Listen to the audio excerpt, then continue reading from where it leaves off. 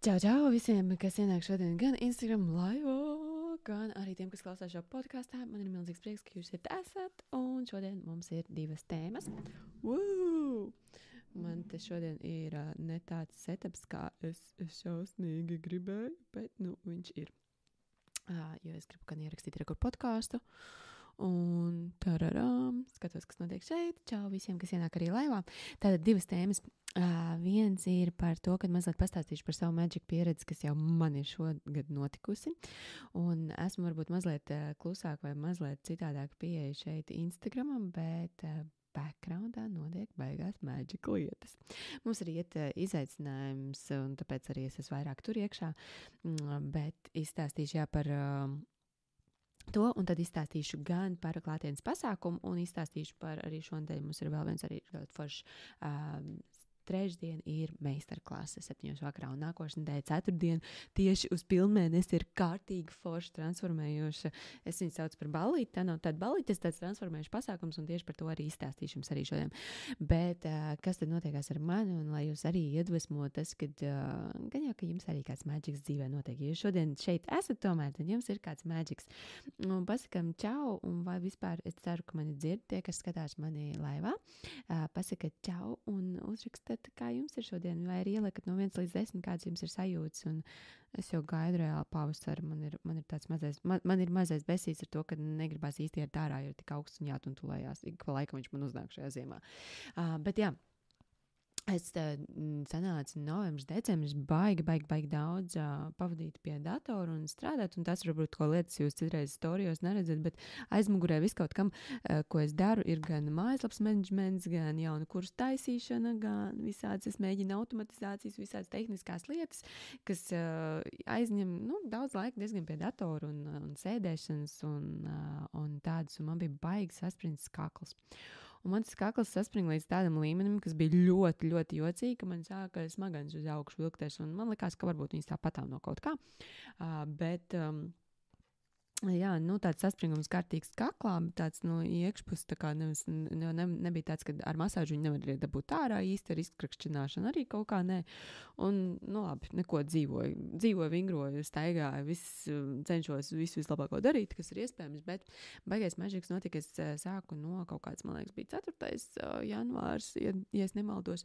Viena hipnozes meditācija, kas bija, es vispār neesmu baigais, es pasniedzu meditācijas, es meditēju parasti klusumā, bet tāda hipnozes meditācija, tādas pāris labas es biju gājis, bet šeit kaut kā šī hipnozes meditācija vienkārši pēc 3 dienām man to kaklu pilnībā atlaiž. Un viss jocīgākais bija tas, ka es biju tieši, gan jau, ka jūs redzētu man rīlu par zobu taisīšanu un par visu par mēģināšanu tur balināt un visām pārējām lietiņām, ja. Un mēs tā kā balinējām, man bija jātaistās ciet, lai tur nesaiet tas balinātājs, jo šausmīgi sāpētu, ja.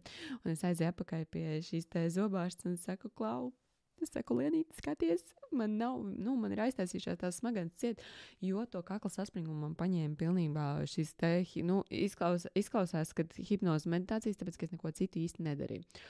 Un baigais magics, bet arī ļoti interesanti, es nezinu, kurš no jums ir mēģinājis tās hipnotiskās meditācijas, ja jūs esat, man ierakstat komentārā.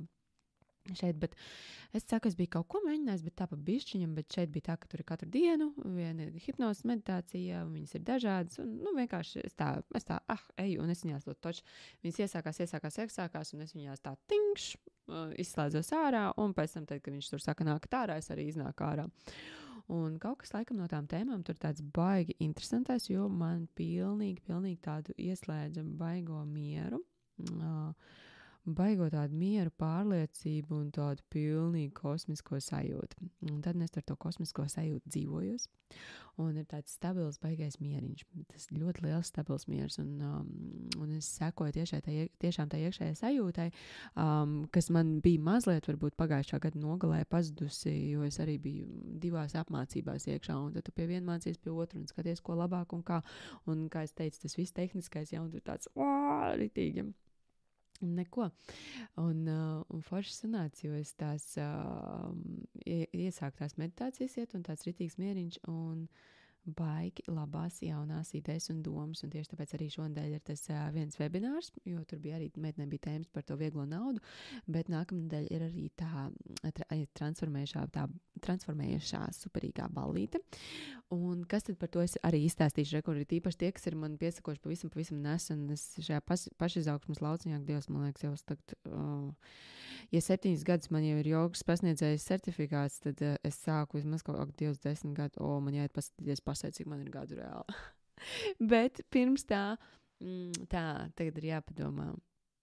Es biju īstenībā tikko svaigi nolikusi jogas pasniedzējas certifikātu, jo es biju Šrilankā. Un es aizgāju arī skatīties īstenībā ar baigi sautīgo tādu nodomu iemācīties stāvēt uz rokām. Tur bija tāds arm balance workshop, tātad balans uz rokām, darbnīca, vai tāda meistarklasa pie pasniedzējiem, man liekas, kaut kādas 2 stundas, un tur arī tī skaistā joga šalas ir tādas jogas vietas, jūs esat redzējuši bildes skaistas tādos džungļos, tāda liela platforma ar skatu uz palmām un citreiz rīslaukiem, kur, tāds parasti ļoti skaists vietas. Un mēs tagad aizgājām ar vēl vienu jogas pasniedzēju, kuras arī iepazinošu Šrilankā, un es saku, vai aizējam uz to laižam, aizējam. Un pēc tās rokas mums tur izmocītas, tās rokas stājas arī, visu kaut ko tur esam iemācījušies, pamēģinājuši, ļoti interesanti. Un tas pasniedzējs saka, varbūt jūs gribat palikt, ir arī elpošanas nodarbība, kaut kāda tur elpošanas, neatceru, kā viņš viņu tur bija nosaucis, bet tie, kas ir praktizējuši šeit, mums kaut kur atsimšanas elpa, man liekas, latviešiem tāds ļoti populārs ir tas Jānis Bruns, kurš viņus pasniedz un māca. Un es tur pavisam nejauši vienkārši iekļuvu tādā, tur kaut kāda elpošanas labi, jo es zināju no jogas pranajams, kur ir, tur ir iekšā pa kreiso nāsi, izelpo pa labo, ja, un kaut kas tāds, tur vai tur uguns elpas, bet es pilnībā nezināju, uz ko es parakstījos, uz 2 stundām, uz ko es parakstījos uz nākamo nodarbību, bet man patika, tur viss bija foršs tāds vaibiņš un es tā, jā, laižam. Un tā bija tā mana pieredze vispār tāda pirmā lielā ar elpošanu rezultāts bija tāds, ka tie, kas, ja vēl nekad neesat elpojuši, tad tas būs tas, ko mēs arī darīsim mazlietiņ, bet ritīgā miksā arī ar citām lietām. Tajā pilnmēnesis vakarā, 25. janvārī. Un kas tad bija tā mana pieredze? Vienkārši, jo tie, kas ja kāds ir, kas pirmo reizi iet, tad es varu atgādināt, jo tad, kad jau tu esi pāris reizes izdarījis, tad arī tu citādāk stāsti, bet tāpēc es stāstu par to savu pirmo pieredzi. Es no tās elpas iznācu ārā, es biju pilnīgā kaut kādā, es nezinu, kurā dimensijā aizlidojos. Tā, kad cilvēki tur sāka runāt un vēl tur, kā tu tur gāji, vai ko tu tur dari, kur tu dzīvo, no kurienes tu esi. Man tāds vienkārši acis tādā vispār konusā kaut kādā. Es vēl neesmu atvainojos, es vēl neesmu nolaidusies šīs planētas, un vienīgais, kas man bija, es biju taisnā uzreiz gājienā pie pasniedzēja, un es prasīju, kas šis bija, es to gribu iemācīties, jo man tas tā norāva jumtu, ja? Man tas tā vienkārši pacēla kaut kādās, es nezinu, kurās debesīs, kurā dimensijā, bet es neko tādu nebiju izjutusi pati ar sevi, izņemot, ja es ņemu tādu, un šis bija ar elpu, es biju pirms tam mēģinājusi halucigēno ritīgo tripu, tajā bija kaut kas līdzīgs, bet tomēr ne tas, tāpēc, ka tur tu tomēr tev ir augsts, kas tev rada halucinācijas, un tas ir pavisam citādāk nekā tad, ja tev ir, tad, ja tu esi uz elpas, man tas bija pilnīgi tā kā, what? Un es atceros, ka es vēl kaut kāds, man liekas, 2 stundas vispār nevarēju tā atjēgties normāli, bet labā nozīmē tādā, ka tu vienkārši esi kaut kur peldi un tu jūties tik fantastiski, tu jūties tāds, pāris centimetrus virs zemes. Tā kā tas bija kaut kas tāds, kas man bija vienkārši tāds, pārdzīvojums, un es šo te pēc tam, viņš tā saka, brauc pie manis uz Baliju, es tev iemācīšu, un es nedomāju divas reizes, es teicu, labi, jā, es saku, kad jābrauc, viņš saka, es 4 braucu, bija kaut kāda otrdiena, es saku, ok, labi, es aizgāju mājās, tur, kur Šrilankā dzīvoju, paskatījos biļetes un nopirku, un es braucu uz Baliju, un pilnīgi tāds, var teikt, šitā te kuku, ja, bet es aizbraucu, lai mācītos. Un mani iemet uzreiz iekšā tādā vidē, kur nevis tu tur kaut kā tur smal tur teoriju un nezinu, ko vienkārši praksē iekšā. Tāda vai ejam, mācīsies, skatīsies, runāsim. Un man ieved vienkārši klasē, kur bija 60 cilvēki, gāja caur šī aizdzimšanas elpai, un tas ir tāds baigais hauss, baigie džungļi, jo cilvēki pārdzīvo dažādas emocijas, un tas ir, kur tu savas emocijas visādas var izdzīvot. Varbūt, ka tev ir ļoti liels saspringums, kā es tikko teicu, man no tās hipnozes meditācijas, es tur varēju iet uz, es visu kaut ko, ticitības man, es visu kaut ko darīju, jo es domāju, es pārzinu visādus rīkus, ja. Un nekas nepalīdzēja, pēkšņi hops, hipnoze, meditācija, un citiem arī šī elpošana ir tieši tas, kas pēkšņi no kaut kāda gadiem ilga saspringuma, ja? Vai no kaut kādas nedēļām ilgi kaut kāds vispār dzīvē, ja?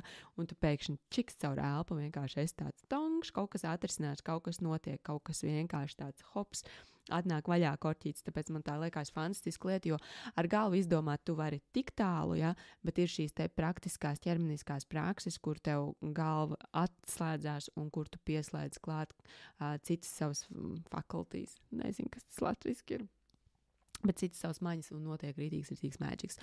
Un tas man bija toreiz arī vajag, un tad es mācījos un apguvu tās lietas un redzēju un piedzīvoju, un man forši ir rītīgi tas, ka es tik ļoti praktiski to redzēju, ka man nebija pēc tam jābaidās no tā, kas notiek tajā, tad, kad es pārsniedzu šo te elpu, un es viņus vienmēr retrītos, man brauc meitenes, tāpēc, ka tur tā dziļāks ceļojums, ilgāk esam kopā, var arī pārunāt un integrēt pēc tam, un tad es vienkārši pagājuši, kad izdomāju, ka, es gribu klātienē uztaisīt kaut ko līdzīgu, tie, kas ir pieši pie manas privāti, es jums arī šo te iedodu savā veidā, jo, protams, katram arī ir tāds savs rokraksts šai te lietai.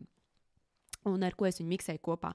Otrā lieta, un kas man arī liekas nenormāli svarīgi, es biju kaut kādu laiku Kostarikā dzīvoju, un Kostarikā mums atkal bija aktīvās meditācijas. Aktīvā meditācija ir tāda, kur tu dejo, elpo, kraties, ja esat dzirdējis kādreiz Ošo dinamiskās meditācijas, kaut kas uz to pusi, varbūt esat nobaudījuši kaut kur, bet kratīšanās tādā ziņā, ka tu krati savu ķermeni, un tu nogursti līdz līmenim, ka tu vienkārši tev vairs ir, tu nevari, ja?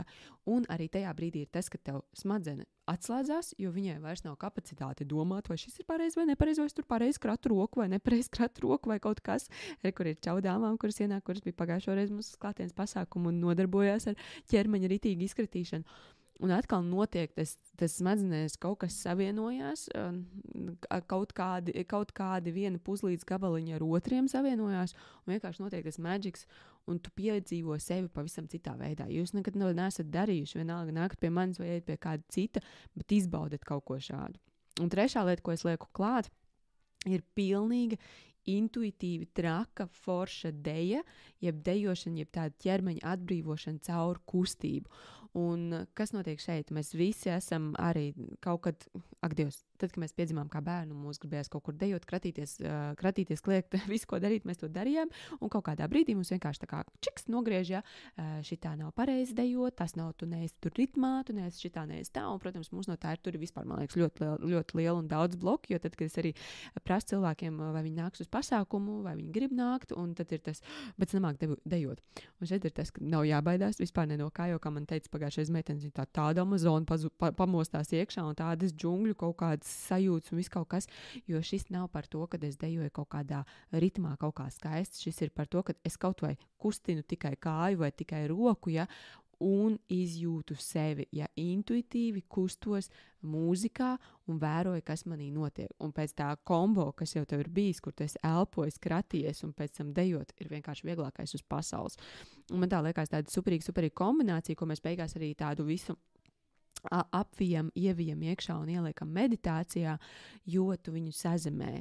Un tev ir nenormāli liels piedzīvojums sevī, un tajā pašā laikā tu viņu ieliec tajā meditācijā un tāds hops, vai es saintegrēšu viņu ar sevi šeit, lai es aizēju arī mājās, un lai man nav tikai, ka, es tur, tā kā iepriekšējā, es tur lasīju grāmatu, man ir jābūt drosmīgai un ritīgi forši, ja es arī aizēju ar cilvēkiem šajā te telpā, esmu kopā, un tur izdzīvoju sevi, un tā ir liela drosme, bet tu pēc tam aizēji mājās, un tu zini, ka, hei, īstenībā, es varu traki dejot, ne tikai ar sevi ieslēgusies vannas istabā, bet es to varu darīt arī vienkārši esot kopā ar citiem cilvēkiem.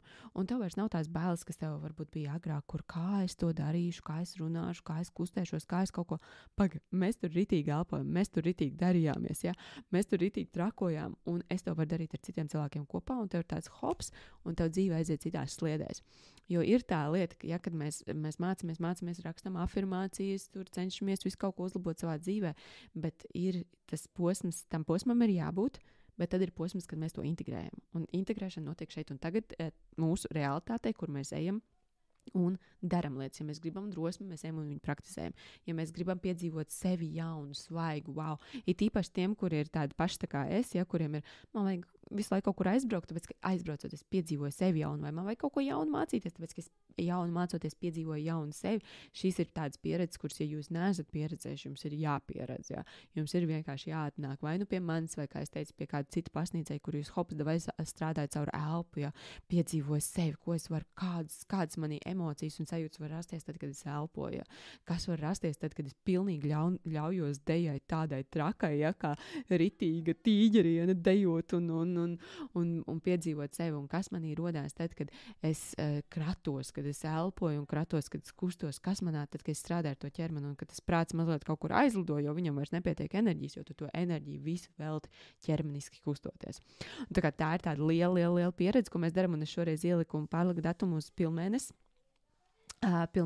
dienā, lai mums ir pavisam tāds jaudīgs pilnmēnesis pasākums, un lai tas ir tāds, kur mēs esam gan kopā tajā, jo tieši pilnmēnesis ir bišķiņ pirms 8, mums sāksies 6, un līdz 9 būs tā kā mums būs tieši kulminācijā fantastiskā, un lai mēs esam kustībā, lai mēs esam ar sevi, un pēc tam tajā meditācijā sazemējam, un tā sajūta ir fantastiska, ka visi ir kopā, un mēs vēl pagājušais baigi skaisti bija, jo mēs gulējām vēl meditācijā, un tad es teicu, labi, tagad sakam afirmācijas, tur, nezinu, es jūtos lieliski, un tad viss atkārto kopā, es jūtos lieliski, un tas bija kārtīgi garšīgi. Tā kā es jūs ļoti gaidu, mājaslapā ir informācija, aiziet uz sadaļu pasākumi, ir informācija.